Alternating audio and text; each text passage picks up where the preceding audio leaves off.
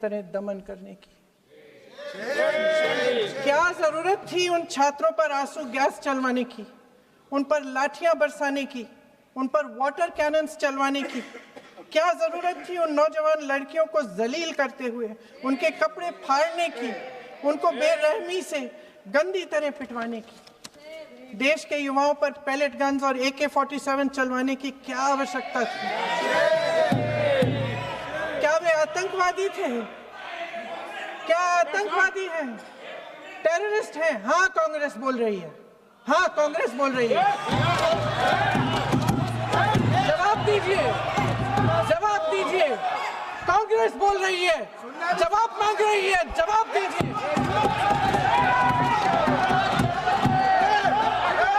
कौन जवाब देगा? कौन जवाब देगा? गृह मंत्री जी जवाब देंगे। किसने ऑर्डर दिया? अभी आप लोकसभा में प्रियंका गांधी को अभी आप सुन रहे थे। प्रियंका गांधी वाड्रा जिस तरह से मोदी सरकार पर जबरदस्त जो हमला बोली है, तो वहीं प्रियंका गांधी का पूरा भाषण भी सुनाएंगे। वीडियो में अंत तक बने रहिएगा। तभी लोकसभा में जो पेपर लीक पर जो बहस छिड़ा है, 10 घंटा बहस चला आपका 28 जुलाई को। आइए पूरी खबर बताते हैं, समझाते हैं। नमस्कार, मेरा नाम विश्वजीत और आप देख रहे हैं वाक फॉर इंडिया न्यूज। खबर जिस तरह से निकल के सामने आ रही है कि पेपर लीक को लेकर के संसद में 10 घंटा का चर्चा निर्धारित किया गया था, जो 28 जुलाई को 2 बजे, दोपहर 2 बजे से रात 12 बजे तक चला, जिसमें प्रियंका गांधी के द्वारा सरकार पे जबरदस्त हमला बोला गया। जो पुलिस कार्रवाई जो हुआ 20 जुलाई को, आपका संसद जो छात्र मार्च कर रहे थे उनपे जिस तरह से पुलिस वालों के द्वारा बर्बरता किया गया, पैलेट गन जो चलाया गया, उस पर सरकार से सवाल पूछते हुए नजर आई। तो वहीं बिहार के सिवान में जो AK-47 का इस्तेमाल हुआ 25 जुलाई को, पुलिस वाला जो फायर करते हुए नजर आया था, जिसको लेकर के सवाल पूछी प्रियंका गांधी। तो वहीं प्रियंका गांधी का कहना था कि अभी के जो छात्र हैं वो पढ़े लिखे और अपने जीवन को लेकर के काफी वो सीरियस रहते हैं, जिस वजह से आज छात्रों का इतना बड़ा आंदोलन देखने को मिला। जो छात्रों की बात को अनदेखा सरकार कर रही थी, आखिरकार छात्रों की बात को मानी। तो वहीं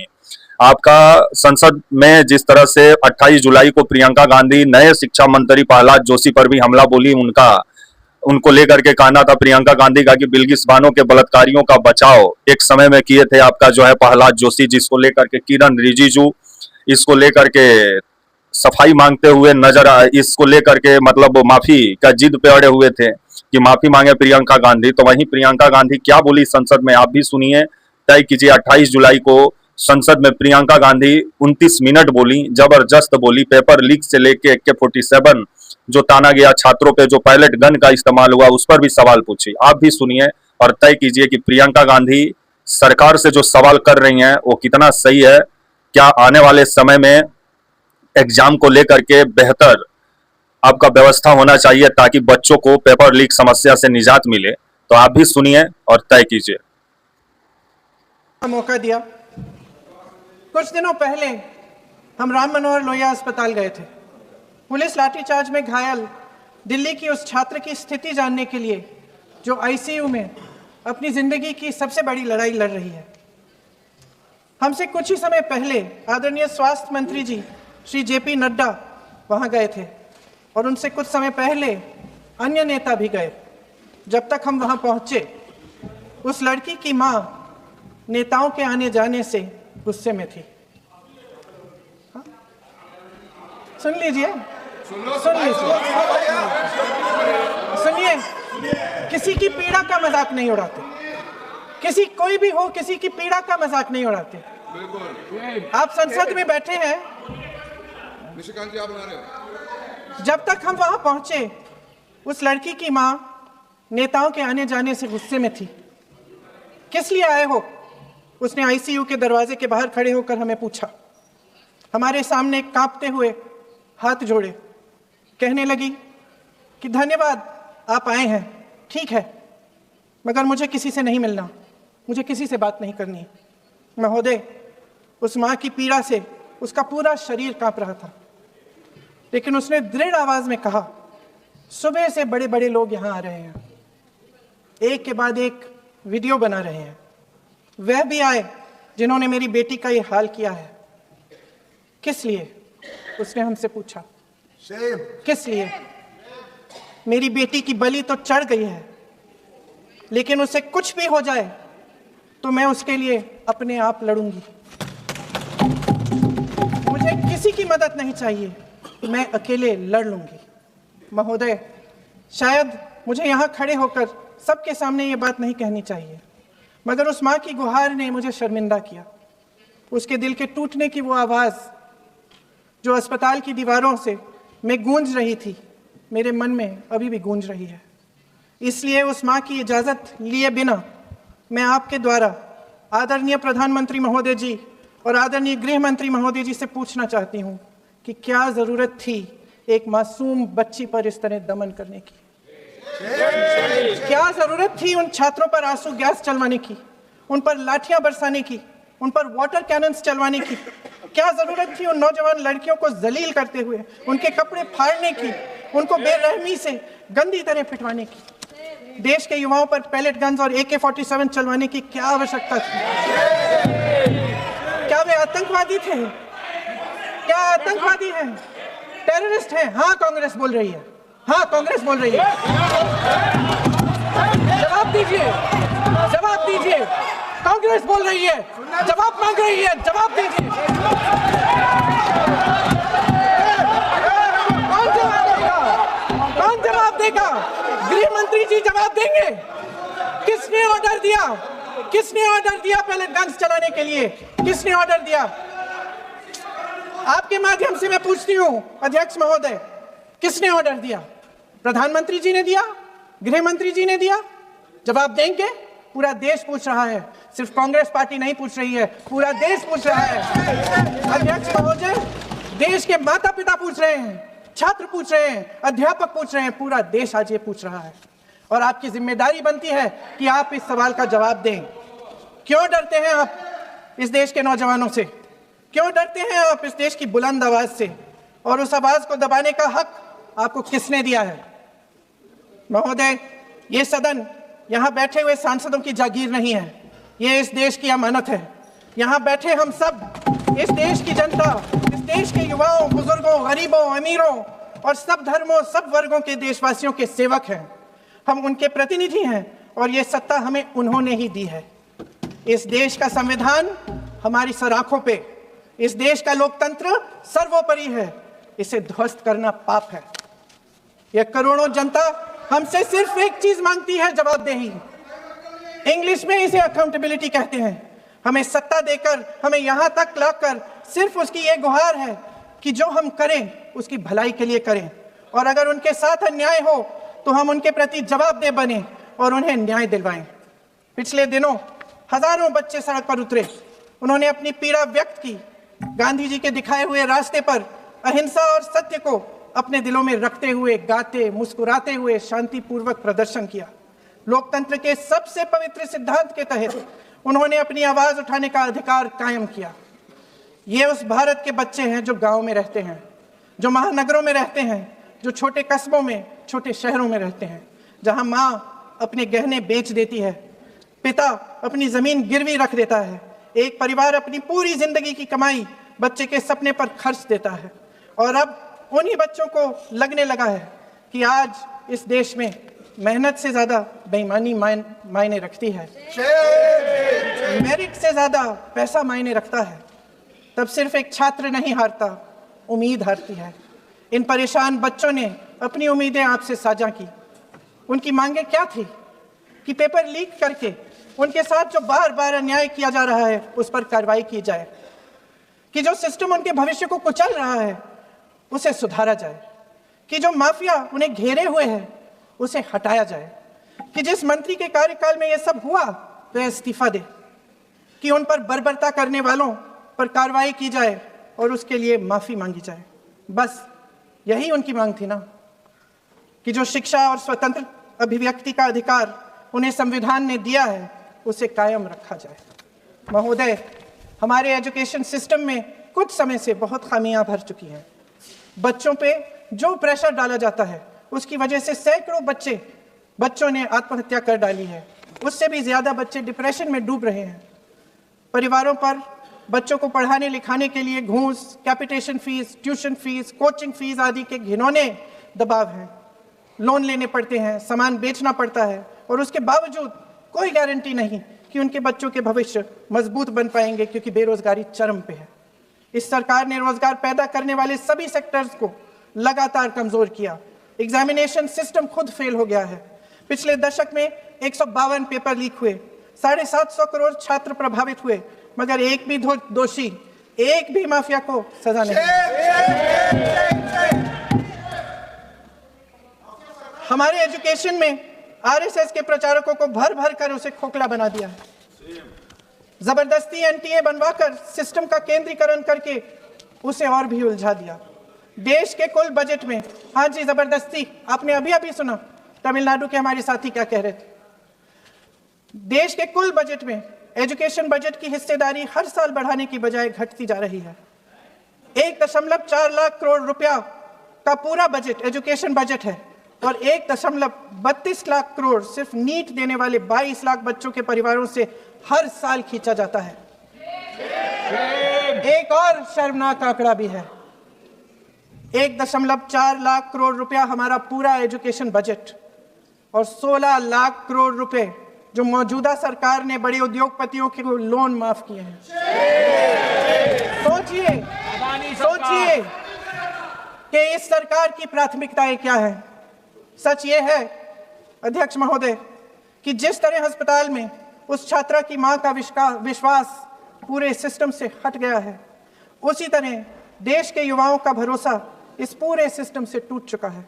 और जब इस तरह देश के भविष्य, हमारे युवा निराश होकर सरकार और सिस्टम से अपना भरोसा हटा देते हैं, तो उस भरोसे को फिर से बनाने के लिए सिस्टम के अंदर से जवाब नहीं ढूंढा जा सकता।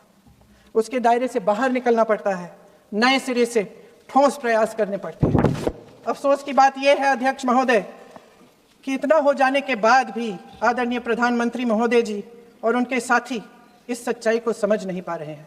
वे अभी भी ये सोच रहे हैं कि पीआर, नैरेटिव चेंज और पालतू मीडिया के सहारे एक बार फिर उनकी नैया पार हो जाएगी। परसों शिक्षा मंत्री जी ने शर्मनाक परिस्थितियों में अपना इस्तीफा दिया और कल यहीं मकर द्वार पर मेरे सत्ता पक्ष के सांसदों ने जिंदाबाद के नारे चिल्लाते हुए उनका संसद में ऐसे स्वागत किया जैसे मानो कोई सुपरस्टार पहुंच गए हैं। विडंबना देखिए महोदय, जब भूतपूर्व शिक्षा मंत्री को मुकुट पहनाया जा रहा था, स्वागत हो रहा था उनका, तब महाराष्ट्र में एक परिवार पेपर लीक पीड़ित अपनी बेटी की आत्महत्या का शोक मना रहा था। आपकी सरकार ने देश के करोड़ों छात्रों को क्या संदेश दिया? आपको किस बात का गौरव है, किस बात का अभिमान है? ये कौन सा अहंकार है? जहां आंखों में शर्म होनी चाहिए, वहां बेशर्मी और स्वागत के नगाड़े बजाए रह रहे हैं। एक तरफ मातम है, दुख है, यहां आप फूल माला डाल रहे हैं। कोई आप पर कैसे यकीन करे? प्रधानमंत्री महोदय जी ने नया शिक्षा मंत्री चुना, एक ऐसे व्यक्ति को इस पद पर आसीन किया जिसने एक गर्भवती महिला के बलात्कारियों की रिहाई पर अपनी सहमति व्यक्त की, खुशी जताई। देश की करोड़ों लड़कियों को प्रधानमंत्री जी ने क्या संदेश दिया? सर अखबारों में है, अखबार में नहीं, मेरा कुछ भी बोल के चले जाते हैं क्या? अरे ये तो कैसा क्या है इनके पास? कोई नियम कानून नहीं है।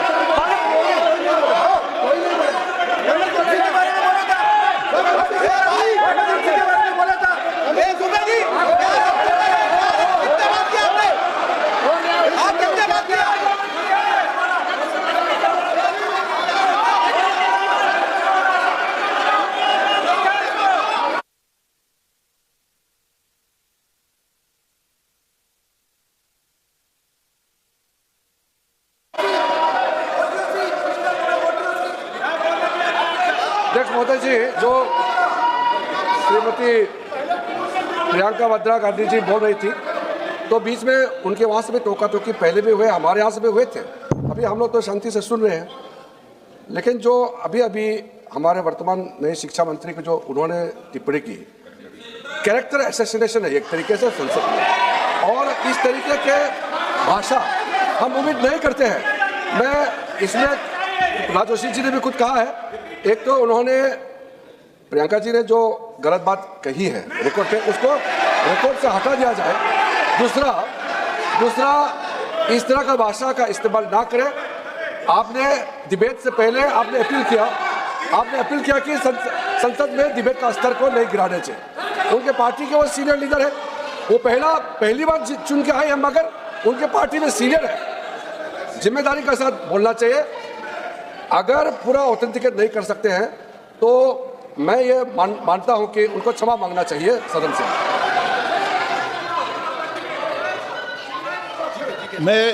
मेरा मत ये सदन के अंदर, ये सदन सर्वोच्च लोकतांत्रिक संस्था का सदन है, इसका एक एक शब्द हमेशा रिकॉर्ड में रहता है। मैं माननीय सदस्य से आग्रह करूंगा कि बिना तथ्यों के हमें इस तरीके के सदन के पटल पर बात नहीं होनी चाहिए।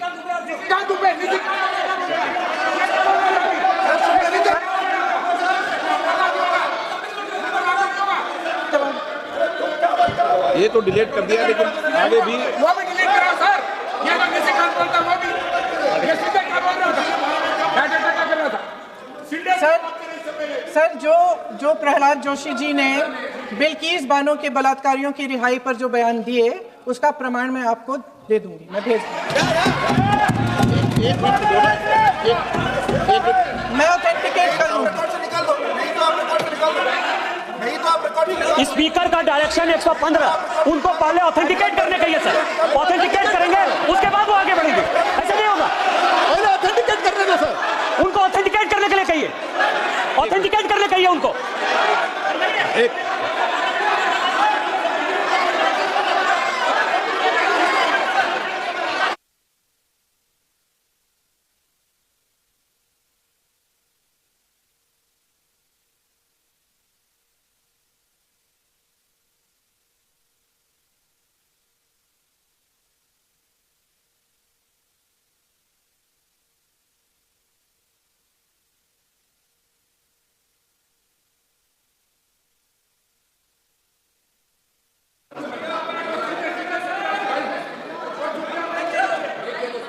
आप उनको बोलने दो, आप मत करो डिस्टर्ब। मैं एक विषय बताऊँ, एक मिनट बताऊँ।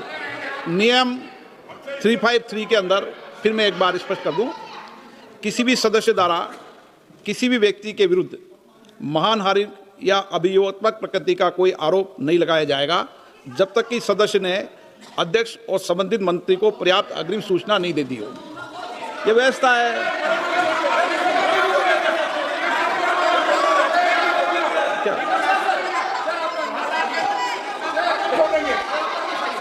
House, ma'am. The same house. Honorable Shrikant told, still that is in the record about Indira Gandhi ji. Still not in the record. Still not in the record. Sir, you are not removed, sir. बोलो, आप भी बोलो। Sir, केसी वेणुगोपाल जी ने जो नाम लिया है और मैं नेहरू जी के बारे में जो बात कहा है मैंने, सर मैं उस पर कायम हूं और मैं किताब जो है ऑथेंटिकेट करने के लिए तैयार हूं। अय्याज थे नेहरू, अय्याज थे। मैं फिर दोबारा रिपीट कर रहा हूं, आई एम अगेन रिपीटिंग, यही फैक्ट है और मैं किताब में ऑथेंटिकेट करके दे रहा हूं। I am authenticating that book.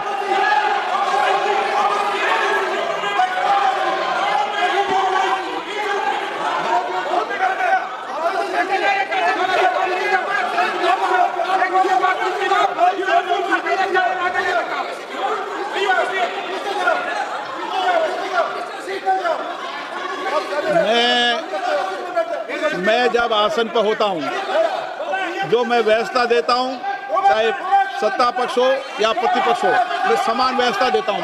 मैं जब आसन पर होता हूं,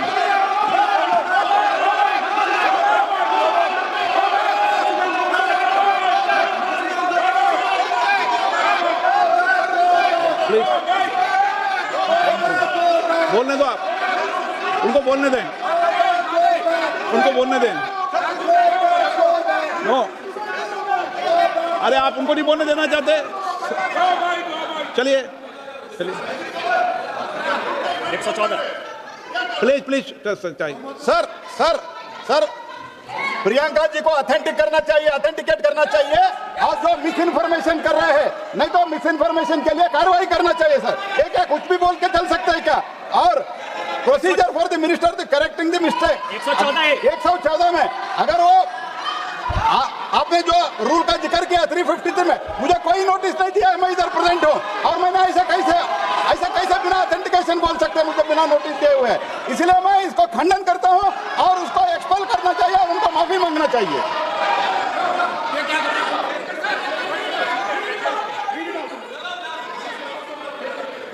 ये चैप्टर आगे नहीं बढ़ेगा sir, bill pay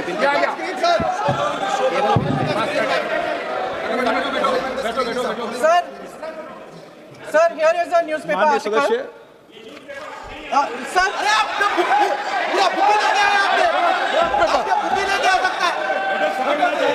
sir written by a respected माननीय journalist, सदस्य, I will authenticate using this sir। आप माननीय सदस्य प्लीज इसको छोड़ दें।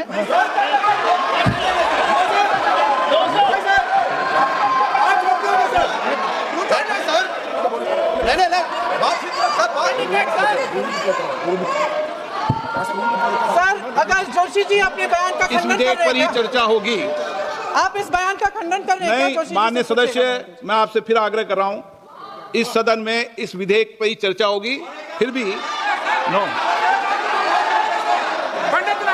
ये विधेयक का विषय नहीं है। आप नो,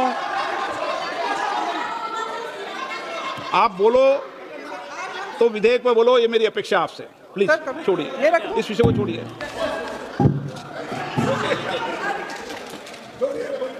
आज हम सदन पटल पर एक ऐसे विधेयक में संशोधन पर डिबेट कर रहे हैं जो 2024 में पारित हो चुका था और इसमें मुख्य संशोधन यही है कि पेपर लीक के अन्य अपराधों के लिए सजा बढ़ाई जाएगी। मगर जब से यह विधेयक पारित हुआ तब से अब तक इस सरकार ने एक भी अपराधी को सजा नहीं दी। आपने देखा है कि कल और परसों से फेस रिकॉग्निशन द्वारा प्रदर्शन करने वाले बच्चों के नाम और पते सार्वजनिक किए जा रहे हैं, मगर यही काम पेपर लीक करने वाले अपराधियों के लिए अभी तक नहीं किया गया। ना इस विधेयक में पेपर लीक रोकने के कोई ठोस कदम है। इससे देश के युवाओं का भरोसा कैसे बनेगा? अध्यक्ष महोदय, आदरणीय प्रधानमंत्री महोदय जी को आपके माध्यम से मैं कहना चाहती हूं कि शायद उन्हें अपने सलाहकार बदलने चाहिए। वे असलियत से एकदम टूट चुके हैं। नई कमेटियां बनाने से काम नहीं चलेगा। उनका अध्यक्ष चाहे कोई भी हो। राधा कृष्ण कमेटी भी व्यवस्था में सुधार लाने के लिए बनी थी, आज तक उसकी एक सिफारिश लागू नहीं हुई है। और इस नई कमेटी में तो एक एक्स-आईबी चीफ, फिर चिल्लाएंगे, एक एक्स-आईबी चीफ, एक आईटी कंपनी के मालिक और एक गौमूत्र के विशेषज्ञ भी हैं।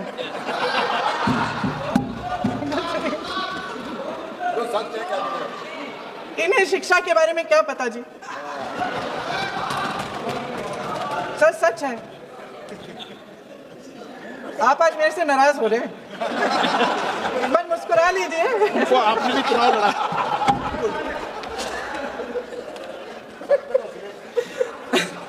सर, फास्ट ट्रैक कोर्ट्स का रिकॉर्ड पहले से ही बहुत खराब है।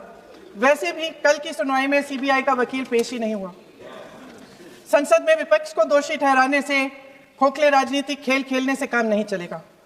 आप जेन जी का भरोसा वापस जीतना चाहते हैं तो नए एंगल से, अपने फोन से नए वीडियो बनाने से नहीं होगा। प्रधानमंत्री जी को कैमरे का एंगल नहीं, दिल का एंगल बदलना पड़ेगा। ये जनरेशन जागरूक है, समझता है, झूठ पहचानने की उसकी अपार क्षमता है। इनका दिल और दिमाग जीतने के लिए आपको सच्चाई पर उतरना पड़ेगा। आपके शासन के चलते इस नौजवान पीढ़ी के साथ घोर अन्याय हुआ है, बर्बरता हुई है। इस सच्चाई को स्वीकार करिए। अपनी जिम्मेदारी से पीछे हटने से काम नहीं चलेगा। आदरणीय प्रधानमंत्री महोदय जी, आपको जिम्मेदारी लेनी पड़ेगी, ठोस कदम उठाने पड़ेंगे। शिक्षा विशेषज्ञों को इकट्ठा कीजिए, छात्रों, अध्यापकों, सभी स्टेक होल्डर्स को साथ लेकर, अन्य विचारधाराओं के थॉट लीडर्स के साथ गहरी चर्चाएं करवाकर एक नई शिक्षा प्रणाली तैयार कीजिए। मौजूदा नेशनल एजुकेशन पॉलिसी में 8 महीने तो एग्जाम चलते हैं, अध्यापकों को पढ़ाने का समय नहीं मिलता। सिर्फ आरएसएस के लोगों से भरने की बजाय सिस्टम को शिक्षित, एजुकेटेड, उन्नत और उदार दृष्टिकोण के लोगों से भी भरिए, जिनकी योग्यता सिर्फ उनकी विचारधारा न हो। रोजगार पैदा करने के सख्त कदम उठाइए, इस पर फोकस करिए।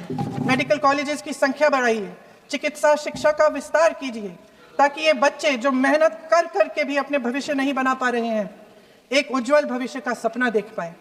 अध्यक्ष महोदय, छात्रों को सड़क से हटाया जा सकता है, लेकिन उनके सवालों को नहीं। हर लाठी जो किसी लड़की पर, किसी लड़के पर चली है, वे बच्चों की पीठ से ज्यादा सरकार की साख पर पड़ी है। देश के नौजवान न्याय मांग रहे हैं, भीख नहीं। वे यहाँ सरकार गिराने नहीं, अपना भरोसा बचाने के लिए आए थे। अध्यक्ष महोदय, आपके माध्यम से मैं सरकार को कहना चाहती हूँ, अपनी साख बचाइए, अपनी नीयत ठीक करिए, अपनी अकड़ का इलाज कीजिए, अपने वादों पर अमल कीजिए। आपके शासन में हमने बड़ी बड़ी चोरियां देखी हैं। चुनाव में वोटों की चोरी, राम मंदिर में चंदा की चोरी, आपके उद्योगपति मित्रों द्वारा देश की संपत्ति की चोरी, किसानों की जमीन की चोरी, लेकिन सबसे बड़ी चोरी, हाँ ठीक है, सबसे बड़ी चोरी तब हुई। कहिए, बोलिए।